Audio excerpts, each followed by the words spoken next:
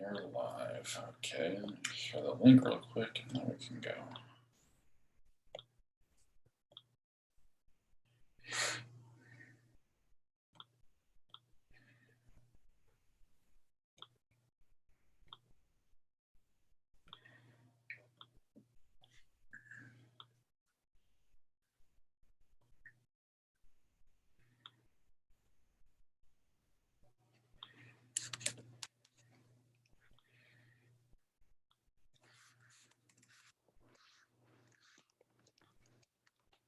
What did I tell you about the documentary I watched? No. No, it's called Artificial Gamer. We can talk about it or not. Artificial Gamer? Yeah.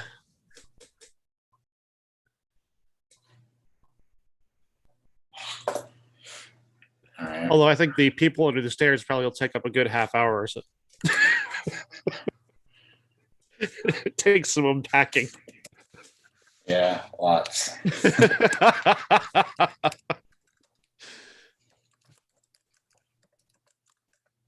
And when I suggested it, I hadn't watched it. So, everybody always talks about that like it's some horror classic, and then I watched it. I'm like, this is literally about as made for TV as a movie can get. Other than I think they drop an F-bomb at one point, but so maybe it was HBO. I really don't know.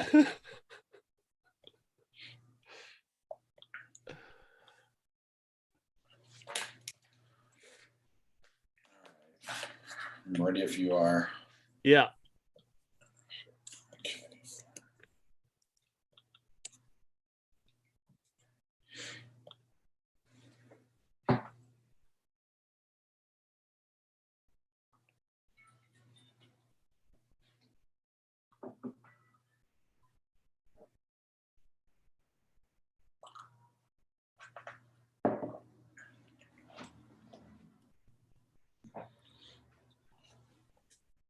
Welcome to the Everyone's a Critic movie review podcast. I'm your co-host, Bob Zero. With me, as always, is professional film critic Sean Patrick. Visit us at IHateCritics.net, Everyone's a Critic podcast.com. We're on Facebook, Twitter, Instagram. Our handle's CriticsPod.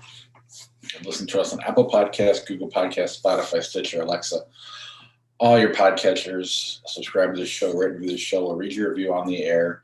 And if you do give us a 5-star review, you're going to get a copy of I Spit on Your Grave, correct? That's right.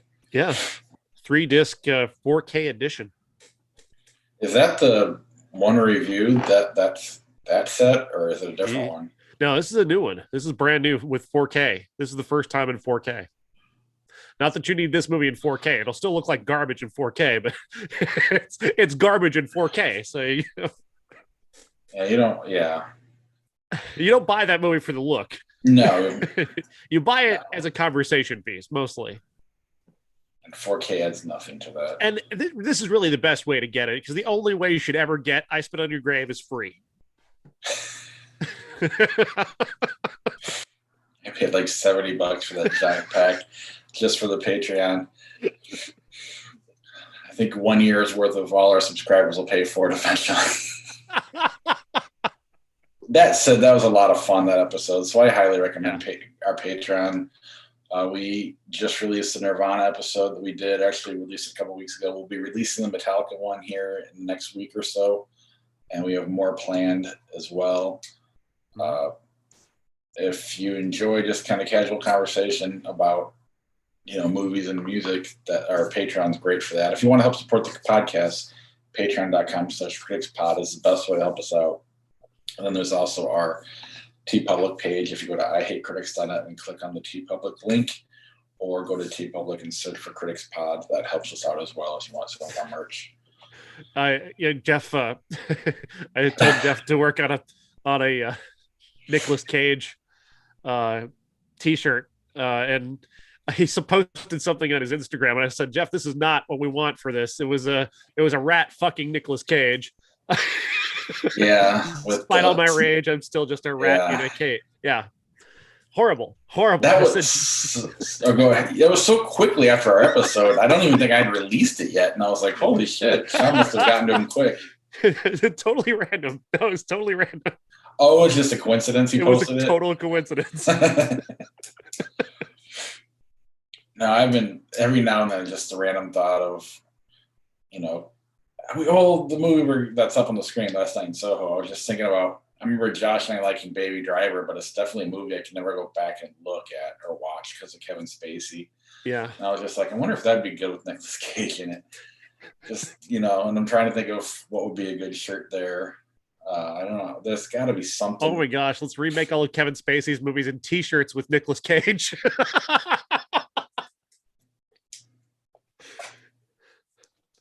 Thinking about that one. Do you imagine how great he would have been at 7? Oh my God. Oh wow, that movie changes. Right?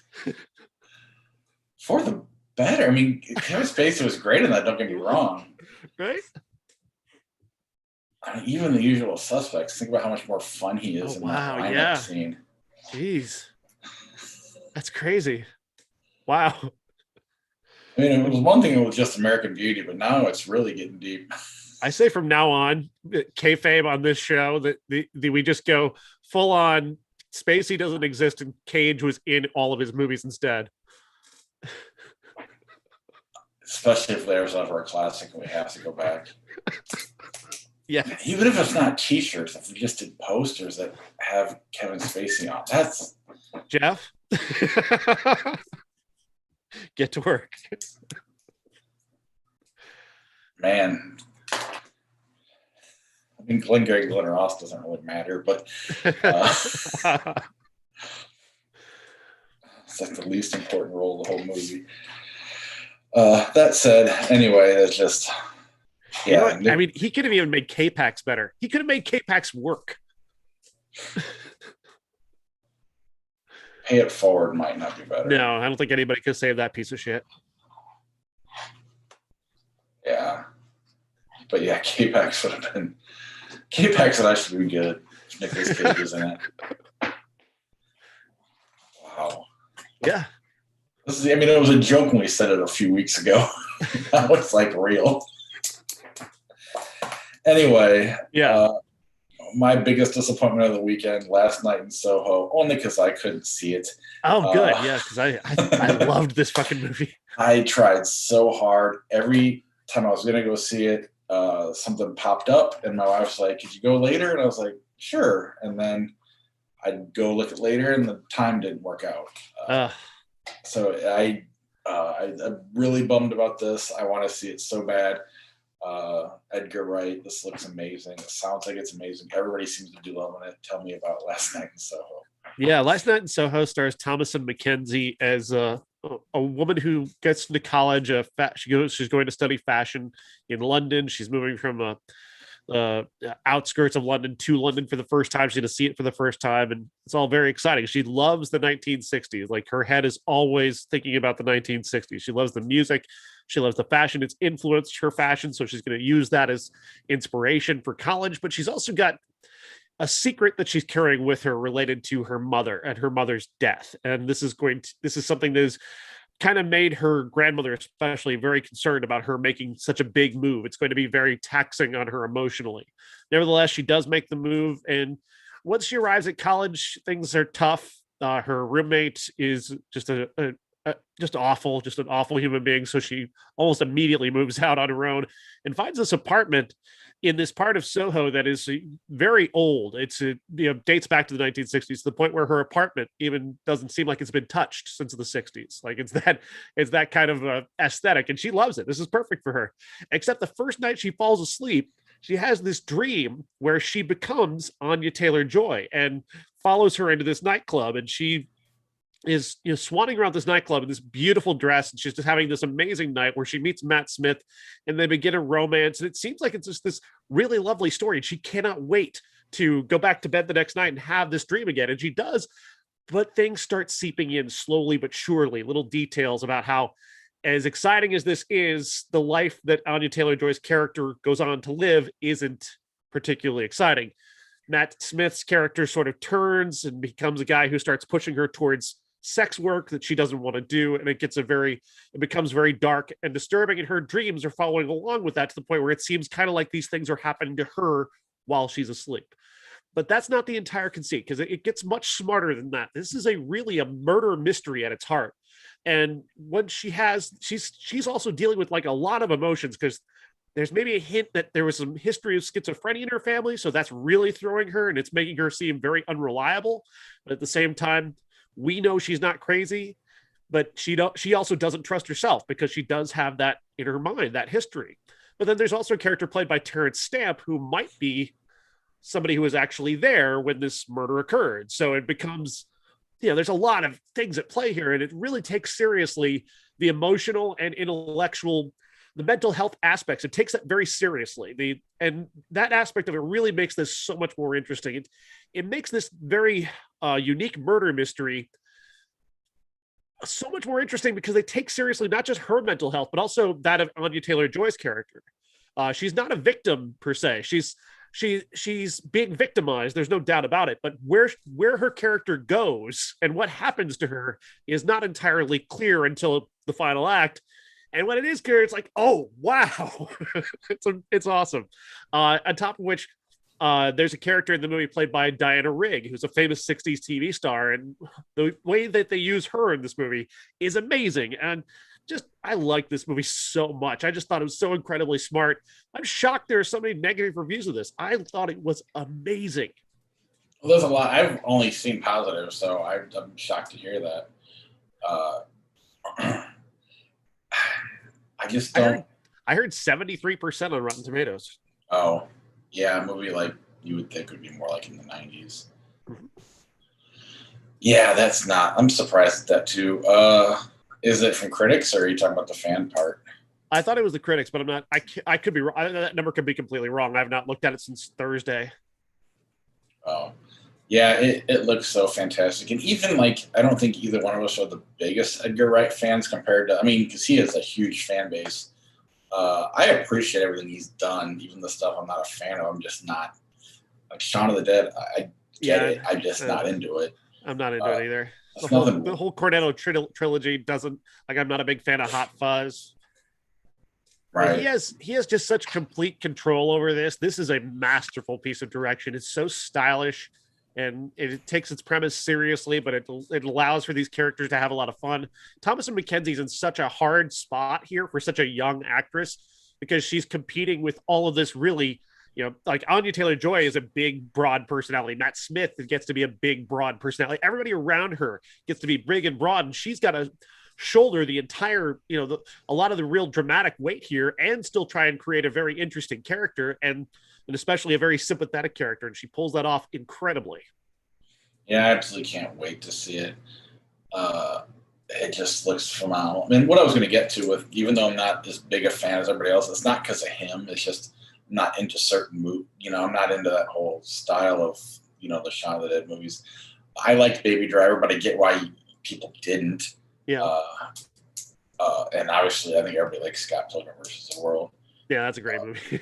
But is this, one of the best of the year? Like how, like it's in my 10? Top 10 for sure. Absolutely, I love this.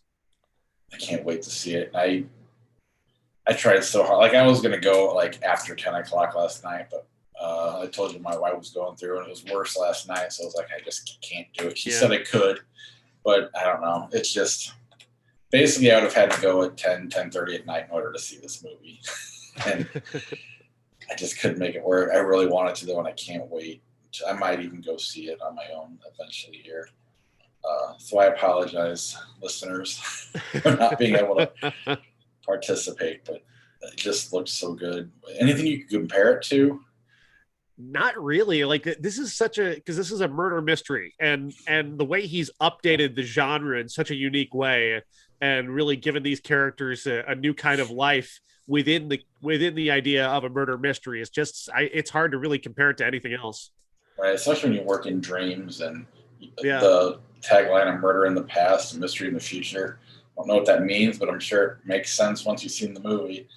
Very true. And Yeah, don't spend a lot of time trying to, well, how is she able to do this? That's not important. It's that aspect is not important. Focus on the style and the pace and the excitement and the romance of these characters that turns into this, that begins to curdle and turn dark and mysterious, and it gets kind of scary. There are horror elements in the end that are really exciting and really give the movie just this whole other edge in the final act. It's really so good.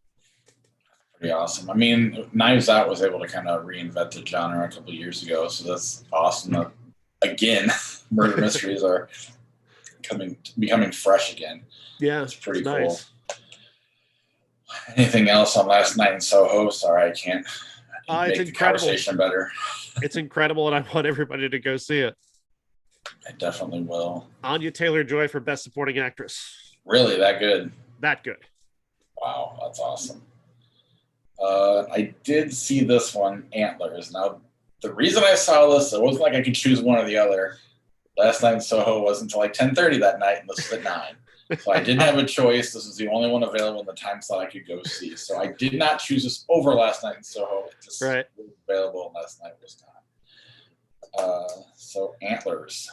Antlers, directed by Scott Cooper, starring Kerry Russell and Jesse Plemons. Kerry Russell is a troubled woman who moves back to her hometown to live with her brother, played by Jesse Plemons, and continue her career as a teacher. And she's also a parent. She might be recovering alcoholic. We get kind of that impression, and among many other traumas from her past that will be visited upon throughout the story.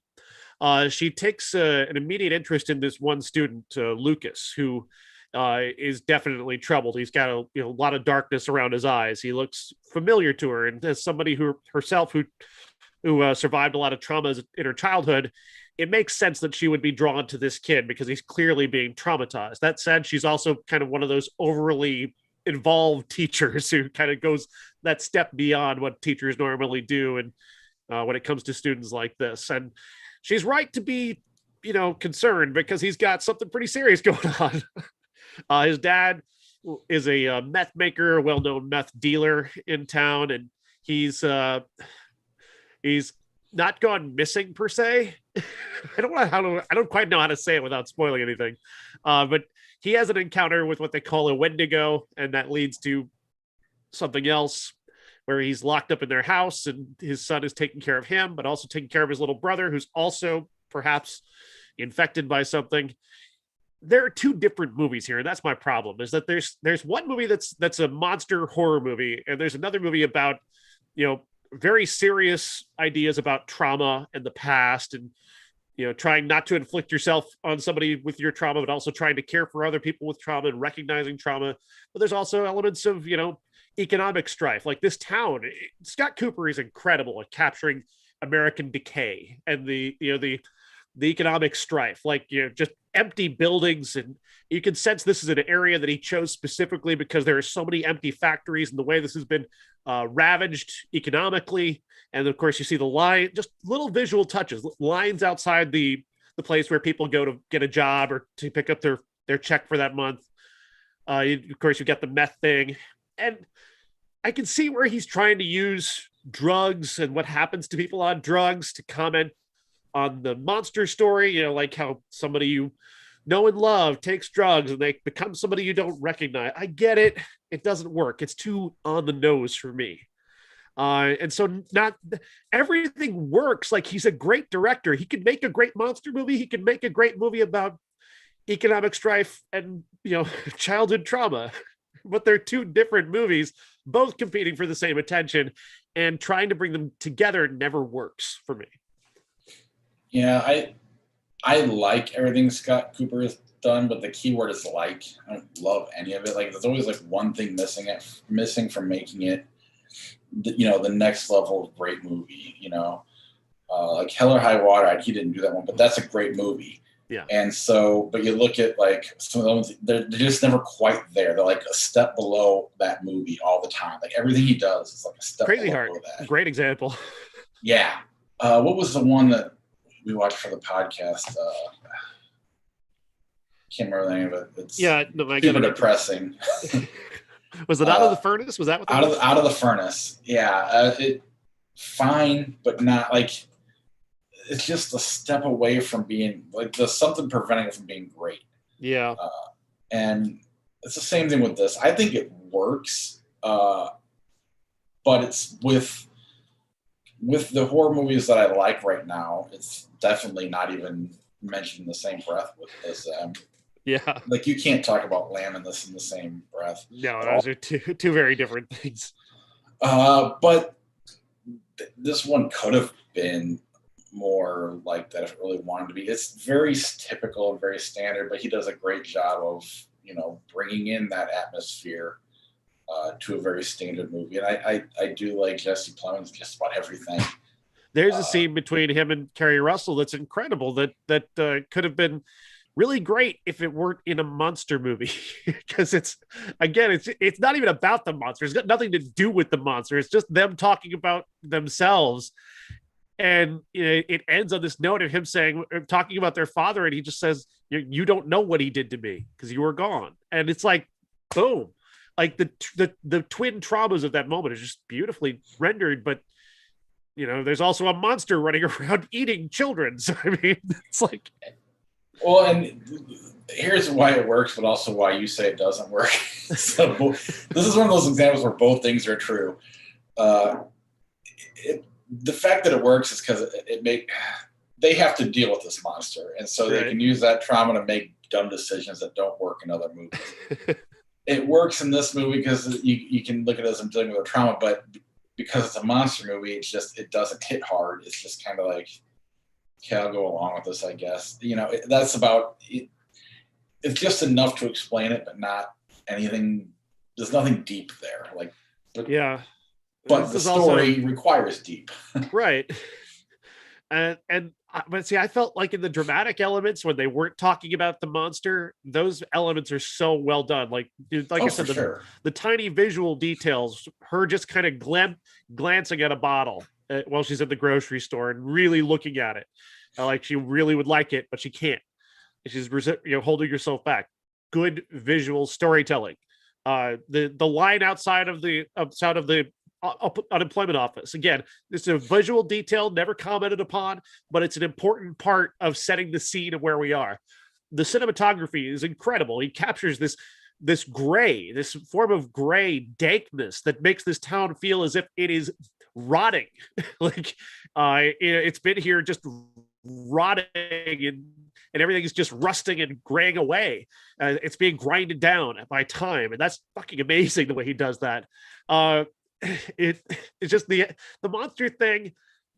Like it could be a very obvious metaphor for drug abuse. It can be, you can use it very obviously. It's a Native American legend, the Wendigo, about a monster that takes over a person and it makes them so intensely hungry and greedy that they just take and eat everything. And that's a pretty good metaphor for a lot of different things.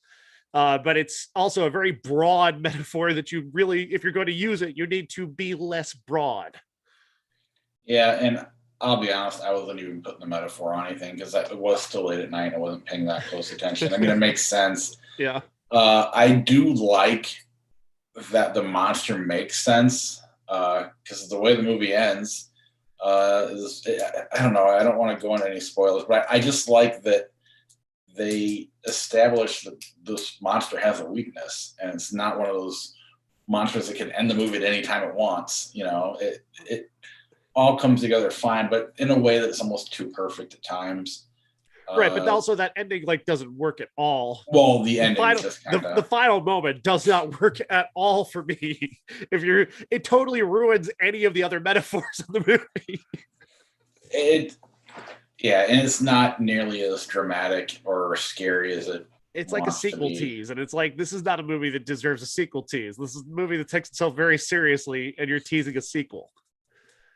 Yeah, and even if you're not teasing a sequel, it's just supposed to be a depressing. All this work you do, and then this is what happens. Yeah, you can do that too, but again, it doesn't hit as hard as. None of it hits as hard as it could. But I don't know. Like you have to totally deconstruct this movie and basically make a whole new movie to the point where you possibly take the monster out. You almost could. I mean, in order to make it hit as hard as they want here. So yeah, like I was saying, there are two really good movies here. He could make a really great monster movie, like what he does with Amy Madigan's character. Fuck, that was awesome. That was awesome. The scene at the end, one of the most effective jump scares I've ever been a part of. I'm not gonna call it the best because I'm sure there are better, but it was very effective. Like I felt like it came from behind me. Yeah, like that's how good it was. That ending should have hit a lot harder with what she had to do. That should have hit a lot harder than it did. But you knew damn well it was coming way before it did. And again, I like it. I don't love it. It's fine. I liked how it just, everything was right. It just, something keeping it from being really good. Yeah, it's just, I'm disappointed because there is so much good here that they're two really good movies. And they're stuck in this one movie trying to get out and go do their own thing. Right. But I do think that they meld together fine, just not, at the end, because you're right, they're going side by side the whole time and they need one for the other to work, but it's still not a powerful enough combo to make it great. Yeah. I think all it does is just kind of explain why it allows for why she would go chase after this monster. That's the only thing it allows for. And that's kind of a weak, there's a lot of work to get to that point. Yeah. But yeah, before we move on to our classic, you saw a documentary, Artificial Gamer. I don't have a picture for it, but if you want to go and the Artificial Gamer is a story about a group in San Francisco that set itself a very strange goal, or at least strange to me, not strange to them, but it was strange to me. They wanted to create a computer that could beat real life players in a game called Dota 2.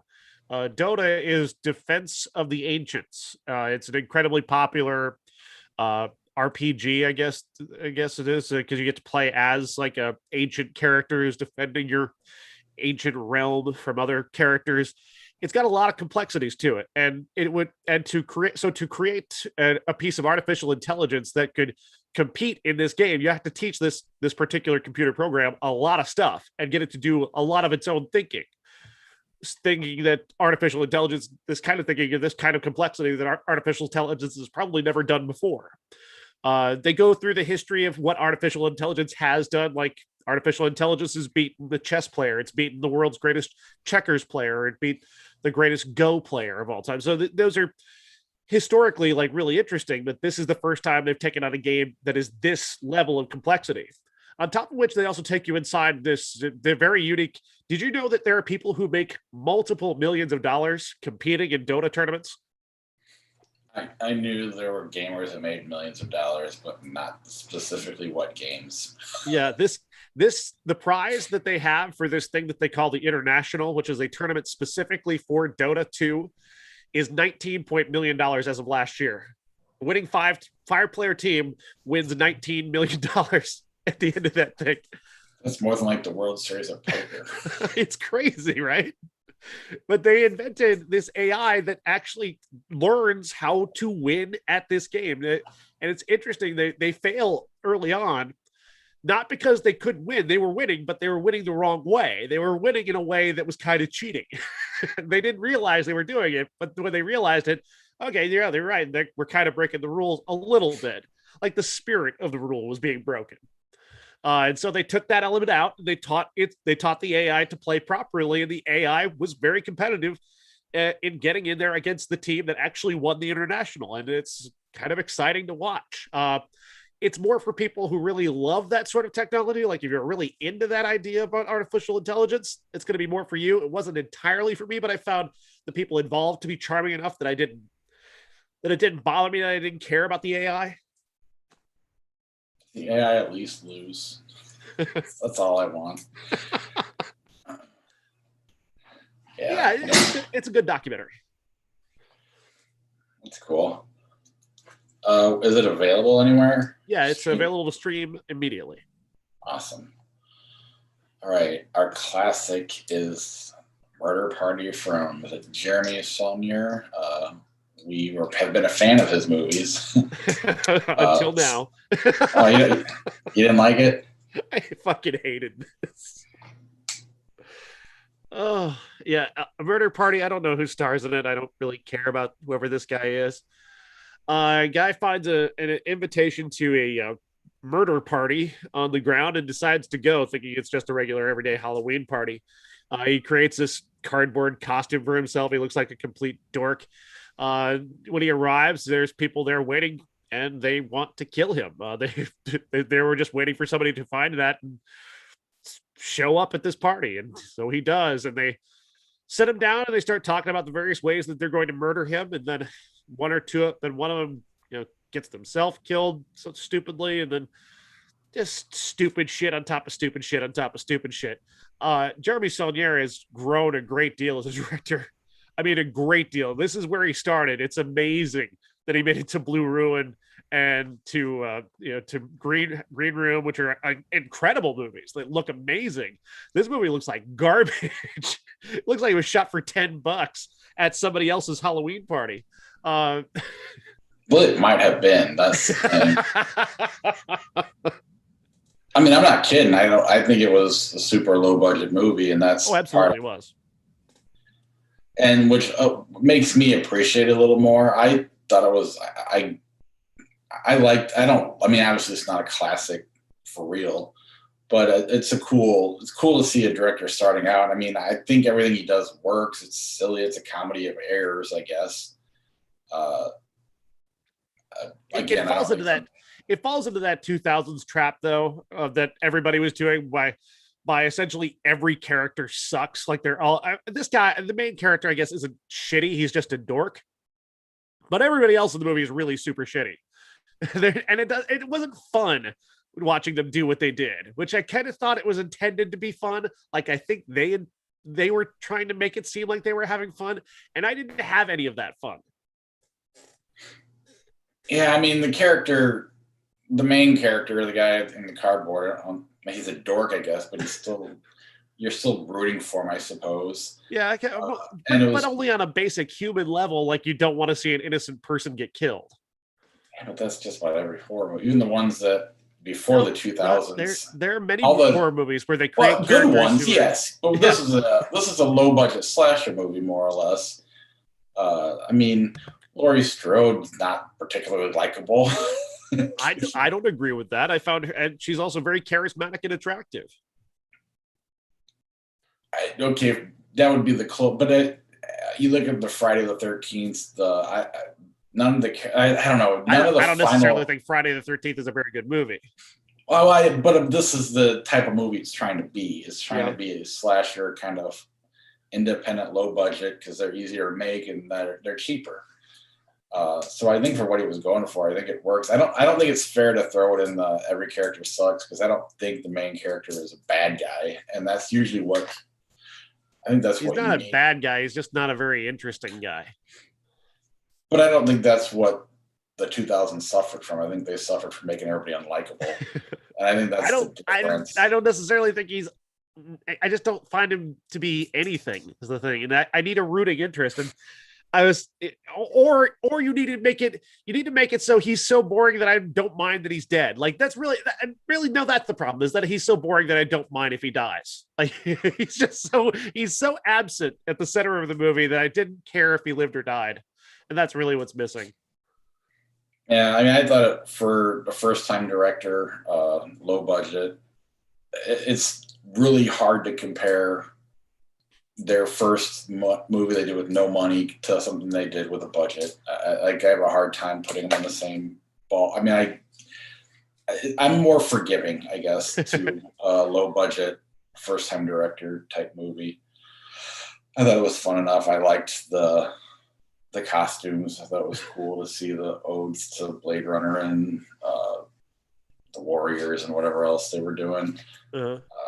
I thought it was fun. They were making fun of all these artists. Always, I don't know. Sometimes people take themselves too seriously, and I appreciated that about it. But again, it's not I probably will never watch it again. I'll probably never think about it again after today. Yeah, So, I'm definitely not. I just wanted. I was hoping he had a stronger beginning. I guess because these other movies are just so incredible. It almost doesn't seem like the same director. I just didn't find anything about there's supposed to be an element of humor to this. Everybody's playing it. All the bad guys are playing this for comedy, and I didn't find anything that they did funny. Um, I didn't find their characters to be believable in any way, believably funny or believably deadly or uh, there's a needle that he doesn't thread here for me that just with each of those characters. yeah. That said, this was a movie that allowed him to do the next thing, which allowed him to eventually get to the green room. So, He's incredible, and everything he's done since then has been outstanding. And I think part of that is because he's stopped trying to be funny. Maybe I think that's because nothing about Blue Ruin, Green Room are what's funny. the other one?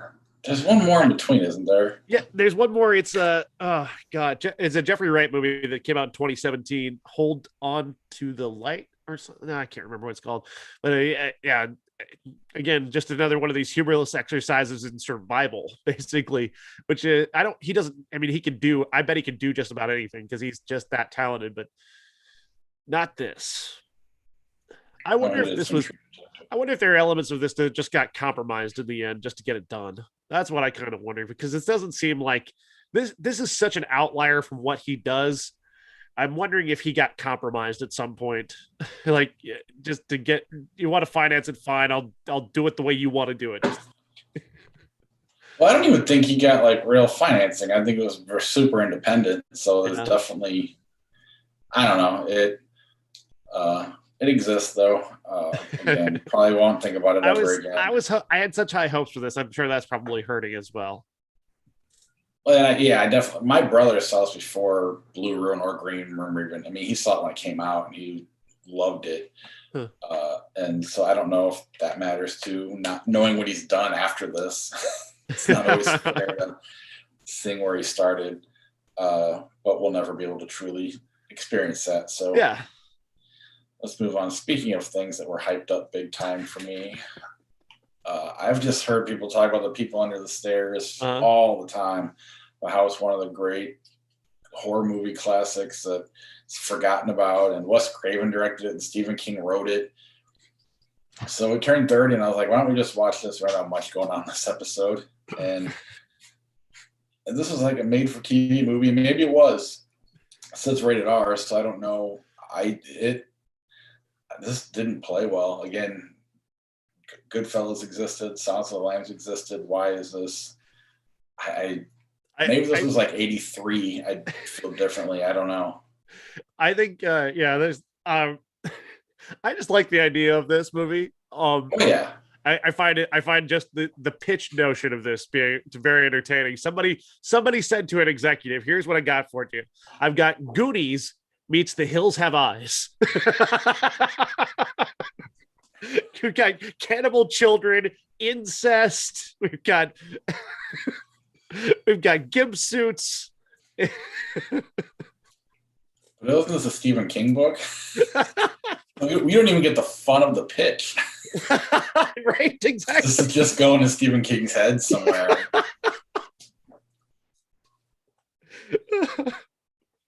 Yeah, I was really like instantly like, I should have never offered to watch this movie. That was kind of my initial thought. I finished it, but yeah, it really was lame, for lack of a better word. It's you can't cut corners if you're gonna go that crazy, and you're gonna offer up like incest, cannibal children, and gimp suits. You can't hold back on that. You can't then make a kids movie out of it. make you hate it for a different reason. If you're gonna make that, if you're gonna do Hills Have Eyes, do Hills Have Eyes, and make lose half your audience, because you're still losing us anyway. And maybe I don't know. Maybe most of the audience likes it. I really don't get it. It seems like somebody had like this really gross idea about child cannibals, and somebody goes, "Okay, but can you make that PG-13?" But even Goonies was a few years before this. So it's just like so much had advanced between like 88 and 90, 91. Again, Sounds of the Lambs existed, Goodfellas. Things started to change. And Yeah. I don't, and even Stephen King, as much as he's like the godfather of horror or whatever, when you read his books, there's elements of greatness there, but there's always a turn that's just like, really? What the fuck are you going there for? You know? Yeah, no, it is a great example of that. When you get, absolutely. there's a moment in that movie that I still can't believe. I mean, When they run the train on her, the kid. well, yeah, you want to put it like that, yeah. I don't know how else to put it. How else do you put it? I want to dismiss it, so that's kind of why I want to say it like that. I don't even want to, like, I'm glad it's not in any of the movies. Right. Because you'd go to jail putting that on screen. But even Pet Sematary, I read that going into this new one, and I was just like, holy shit, this is amazing. And then he has to find a way to end it, and he just totally takes the train off the tracks, which then allows the movie has to focus on that, and it's just a disaster. And the movies are even worse, but it's just like you're literally flirting with a masterpiece in terms of horror, and all of a sudden it's just turns into, I don't know, over the top bullshit. Well, you know what they say. Cocaine's a hell of a drug. Yeah, but I mean, even like looking at the Kevin Smith movies, and maybe we're just too big of fans, but and it was pot, not cocaine. But he was doing things that at least they were out there and never really thought about them before. But for whatever reason, they were entertaining. And I guess I was played for comedy too. That might help. Yeah. But what is the fucking tone of this movie? What are they going for? I mean, you were perfect in your description. I don't know if they're going for that, but Goonies meets Hills Have Eyes is as spot on as it gets. But I shouldn't come away from this movie with that, should I? That can't be what they intended. It's not what they were intending. There's definitely a Goonies vibe to this movie. There so is. And there's cannibals. And there's cannibals, cannibal children, and incest, and gimp suit. Yep. And a brother who calls his sister wife mommy. That was weird too. I know why they included that guy's played Reagan before in parodies, so I mean I'm thinking that's kind of why they had him saying mommy. Jesus. Just has to be this. Reagan wasn't far gone after when this movie was made. Right. Yeah, just really one of the bigger disappointments. Like I've had this kind of circled for a few years, knowing what was coming up. And yeah, very, very, very let down. I saw it at the time and I completely forgot about it. Just completely. It left my mind so fast. It had made no impression whatsoever. And I saw it in theaters. So it wasn't straight to TV. All right. Next week, we've got Eternals, Red Notice, Spencer, and Beta Test. Is that correct? Yes. And we haven't figured out a classic yet. We will get one. Nothing of note really comes out in 91. Anything like Strictly Business and. I love Strictly Business. I watched that movie so many times. Well, you can watch it again. There was something else. It was bad. I don't know if it's any good. I just watched it a lot because it was on HBO. And Halle Berry's is one of Halle Berry's first movies, and she is so hot in that movie. Yeah, the other one's All I Want for Christmas. And for some reason, it's the only movie that ever starred that guy who played Denise's husband on The Cosby Show. Like, why that guy ever got a movie, I don't know. Yeah, I'm trying to think of. I mean, like you said, he's Denise's husband on The Cosby Show, so I don't even know his name. Right. It's not like he's a main person on that show. No, he completely disappeared after this. Like, just completely disappeared from the world. And Tommy Davidson's also in it. Yes. Let's see here. I can pull some flick chart real quick. We can do some of that. Where am I at here? Safari. And all right. Black Sheep or Paths of Glory? Paths of Glory, obviously. Yeah, I like to let you choose though. Because I know if you're not paying attention, it looks like you're thinking about it. Black Sheep or Sherlock Jr. Have you seen that? Buster Keaton. I've not seen that one. I want to see it though. All right. American Psycho, Mr. Smith Goes to Washington. Mr. Smith Goes to Washington. Yeah, American Psycho is a movie I want to like. I mean, I guess I like it, but I want to like it more, but I don't totally get it. Rogue One, Trespass. It's Rogue One for me. That's fine. I didn't hate Rogue One. I just didn't like Trespass very much. I get less excited about Rogue One the more I spend time on it. I had a problem with the ending. I didn't think Darth Vader was consistent, but that's just me. Josh disagreed. True Lies, 22 Jump Street. 22 Jump Street. I just love those guys. That movie consistently finds stupid things to be funny about. Oh, absolutely. And True Lies is one of those movies where I thought was awesome. And then when I saw it again as an adult, I was just like, oh my God, this is awful. Like, I thought Tom Arnold was the funniest thing in the history of comedy when I saw that movie the first time. When I went back, I'm like, none of these jokes land. This is terrible. Speaking of movies that don't hold up, The Outsiders or Forrest Gump, and I meant this mainly aimed at Forrest Gump. Yeah, it's The Outsiders for me. I hate Forrest Gump so much. Yeah, that was my crash. Not that I loved Forrest Gump to begin with, but right.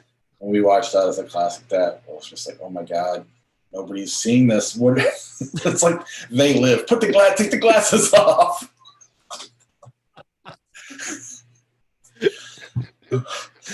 It is. It is. I completely agree. It's like only me, you, and Josh see it. Right?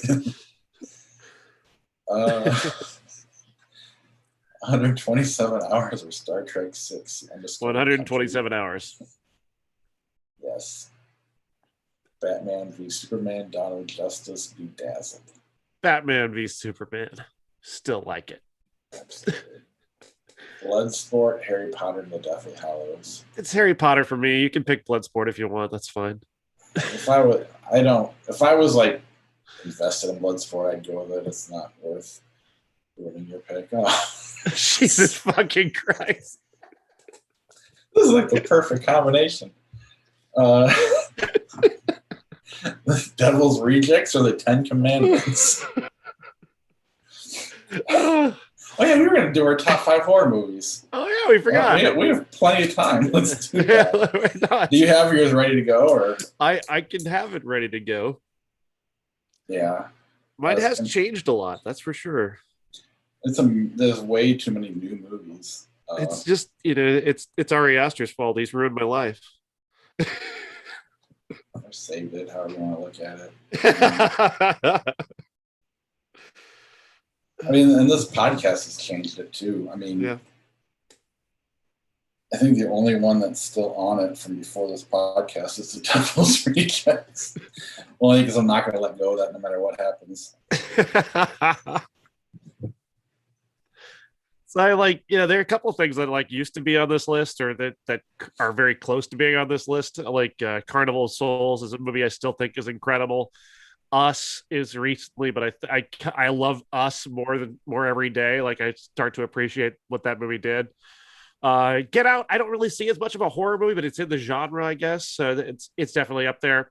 Martyrs, very close to my top 5. Very close. Happy Death Day, both of those movies I think are awesome. The combination of humor and horror in those 2 movies are just awesome. Really terrific director. House. The movie House we watched is just, I love that fucking movie. Houseu, so awesome. What a bold, ridiculous vision. But my top 5 starts with The Witch. Robert Eggers. That movie just is so bleak and mysterious, and it goes there. It goes to that place that horror movies aren't supposed to go, and he goes there right away.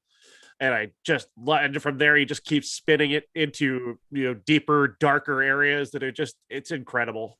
You can plumb the depths of that movie for hours. Yeah, that's on my list as well, a little higher. And I'm probably forgetting something because I did this really quick. But I mean, I'm not kidding. My favorite movie or horror movie coming into this podcast was The Devil's Three Chicks. I'm moving it to 5 now because we've arranged a bunch. And part of it is due to the fact that I feel like I'm always defending it. And that I just feel like, I don't know, there's ownership to it that I feel like I have. And it's hard for me to let go of that. And I just really enjoyed it. Don't like the one before it. I don't really like the sequel. I really don't like a lot of. I feel like I have to defend Rob Zombie a lot, but I really am not a huge fan of the other movies that much. But for whatever reason, I really like this movie, and it is what it is. So I don't know. The Devil Reject is your number 5. Yes.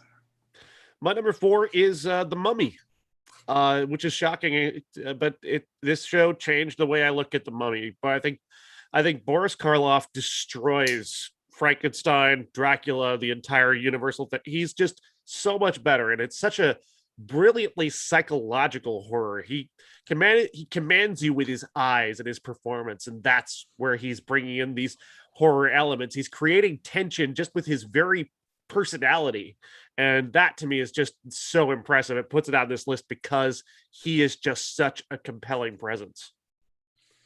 Yeah, all those movies are fun to go back and watch. I mean, I was really impressed with The Invisible Man, I think.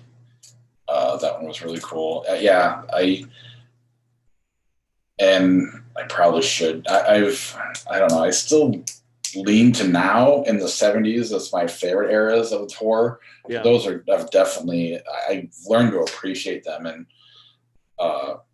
but my lack of ownership of them, if that makes sense, that does. Is part Absolutely. Of why. But The Witch, a movie a lot of horror fans hate because they're not real horror fans, and just proof A24 is just the best thing there is out there right now. Truly. 2 more A24 movies on my list. Hey, mine too. I wonder what they could be. Yeah. So your number 4 was The Witch. The Witch. My number like 4 of the same 5 movies on our list. I wouldn't be surprised. My number 3 is Hereditary. Ari Aster, and of course, just so beautiful. It's such a perfect movie. I almost downgrade it for being too perfect. I have to downgrade it somehow because Midsommar is so. We'll get to that, but yeah, Hereditary number 3. Hereditary for me too, and I mean, I like The Exorcist. Don't get me wrong. I know you're not as big a fan, but I like what it was at the time. But I don't know.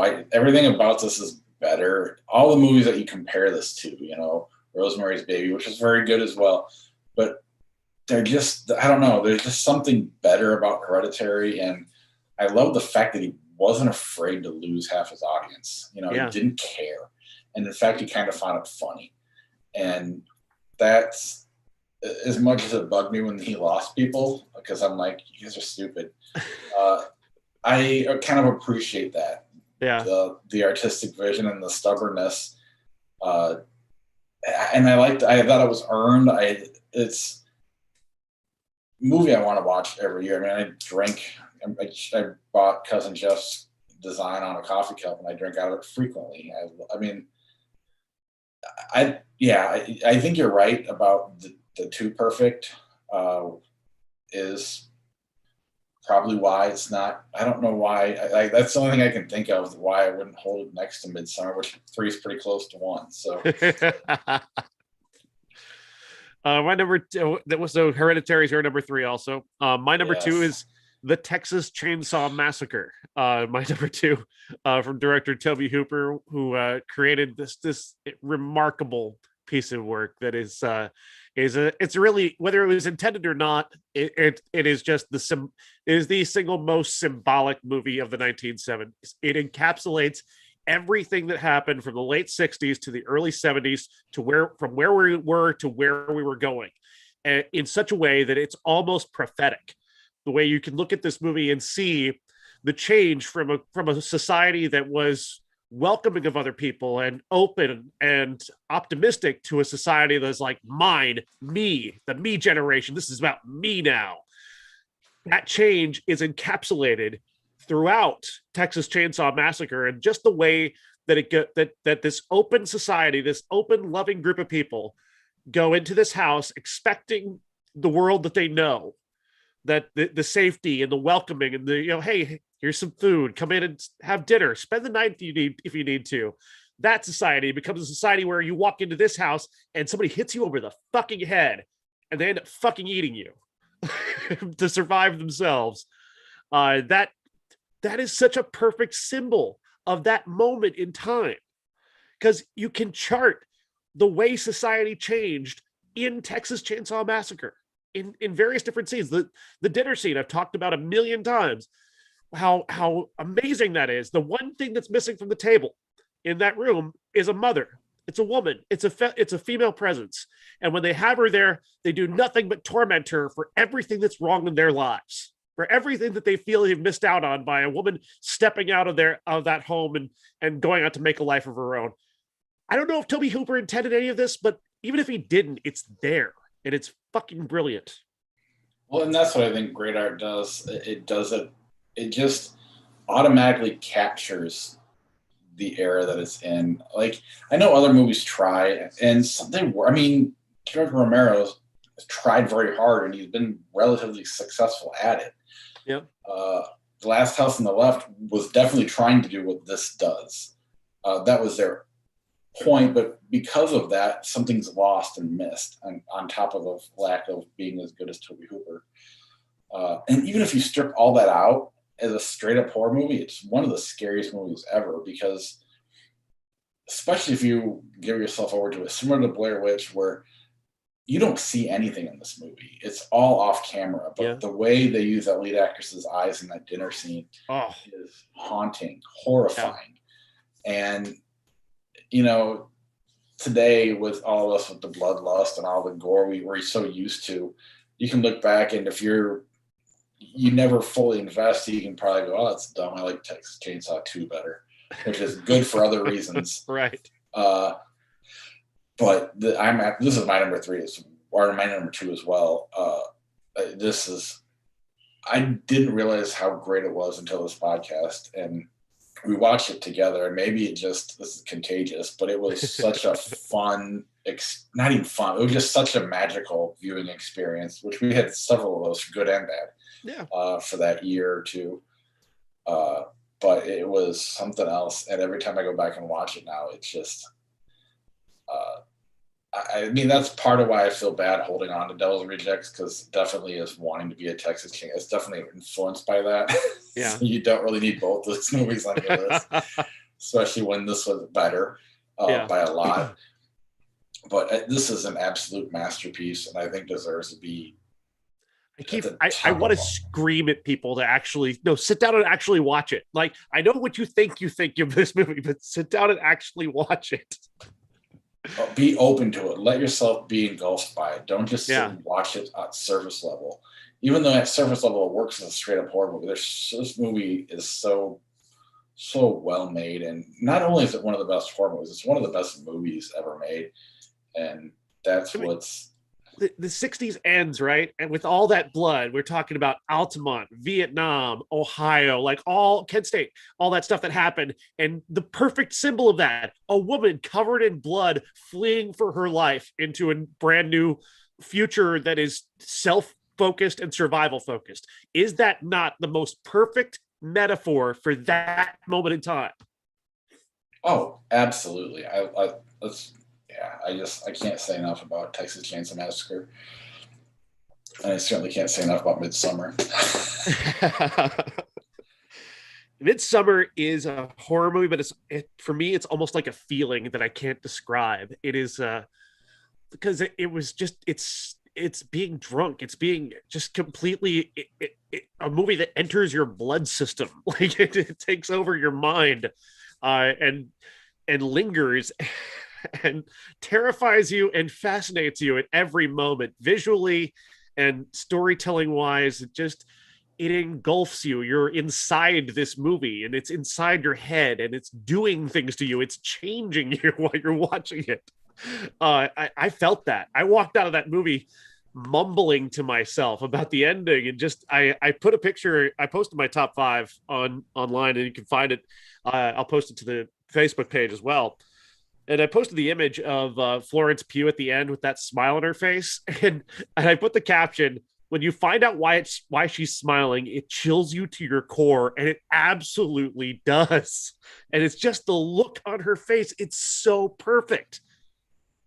She will forever have a soft spot in my heart for every movie she does going forward. She could go on to be total shit from here on. I mean, if she wants to be Jennifer Aniston or whatever, I'm still there's part of me that's gonna take her super seriously from here on out. Yeah. And I mean, that year was fantastic alone for her, where Right. she played Paige, and then The Women. She was amazing in that. And it's cool to see her having a kind of get into the box office thing, but I mean, it'll be impossible for any of them to top this. I think. I don't know how you do it. And one cool thing too is we had very similar experiences, very separate. Yeah. And we did communicate, but it was definitely, we weren't together on this one. We went separate, and I totally felt everything you were saying. It was just weird. And then I mentioned something, and you listened to that, and you're like, "Oh my God, I hear it too." And it was just kind of, and then you would have Josh come on board later on, and he echoed the sentiments, but he didn't get to experience what we did. Jeff did, cousin Jeff. He popped on for a great bonus episode that we did on this movie is gonna stay around forever with us. I honestly can't wait to see. Because I'm somebody who thinks about my favorite movie of all time. I think about it a lot. I spent a lot of time making justifications about what goes where, and I'm still kind of with The Big Lebowski because I love that movie and it means a lot to me. But man, this movie is so good. I kind of want to make Midsummer my favorite movie of all time. That's how good this movie is. Yeah, I mean, there's definitely ownership things that I keep mentioning that I've had to let go of. American Beauty was a movie I've had to really let go of. I still like it, but things outside of my control Right. definitely affect my viewing habits of it. I thought that movie captured the 90s perfect, but his level of creepiness does hang around that movie too much. Yeah. And it's hard for me to defend that. I mean, dropping Devil Rejects to 4 or 5 is a big deal for me. I still Rocky and Almost Famous are right there, and for different reasons. But I mean, Midsummer's there too. Lebowski's a little down a couple more. Pulp Fiction's right. I mean, it's at that point you're just talking about the best. I don't even know how. It's silly. It's a silly, arbitrary thing. It's something that people do where you just say you have a favorite movie. And Right. I think Midsummer might be my favorite movie now. And just for simple conversation pieces, it's easy to say Rocky because then people are like, okay, and they leave you alone. Whereas Midsummer, you do have to kind of defend yourself. Well, or what is that? Right. Well, there's that too. Yeah. And sometimes you just don't like talking to certain people about movies. It's easy to get them to shut up with Rocky or The Big Lebowski for that matter, or Pulp Fiction, or things that don't take a lot of explanation. Yeah. So to end the show, Devil's Rejects or 10 Commandments? Devil's Rejects. It's shorter. Holy fuck. The 10 Commandments is like 2 years long. Good shit. Oh, yeah. Anytime we can talk Midsummer and Texas Chainsaw Massacre for that. Yeah. Like, 2 movies are going to pop up anytime we do lists. Horror or best. Honestly, yeah. Texas Chainsaw Massacre is kind of transcending the horror genre for me, honestly. And Hereditary hangs out in Yeah. that too, which is I have to, in my mind, denigrate Hereditary somehow just to keep it away from the conversation. yeah. I'm so curious what Ari Aster does next. Oh, I can't wait. I have no idea what it's going to be, but it's just going to. I just have the. I don't know if you can live up to the hype at this point.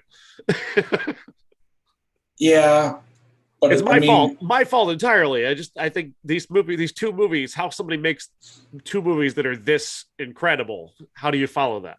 you need to make like a Benjamin Button and then get where it's good. You know it's good. It gets you nominated for an Oscar, but everybody's like, it's not. You know, it's not Gone Girl. He's gonna make a D4 the Mighty Ducks. Don't do that. All right. I'll talk to you later. Yep.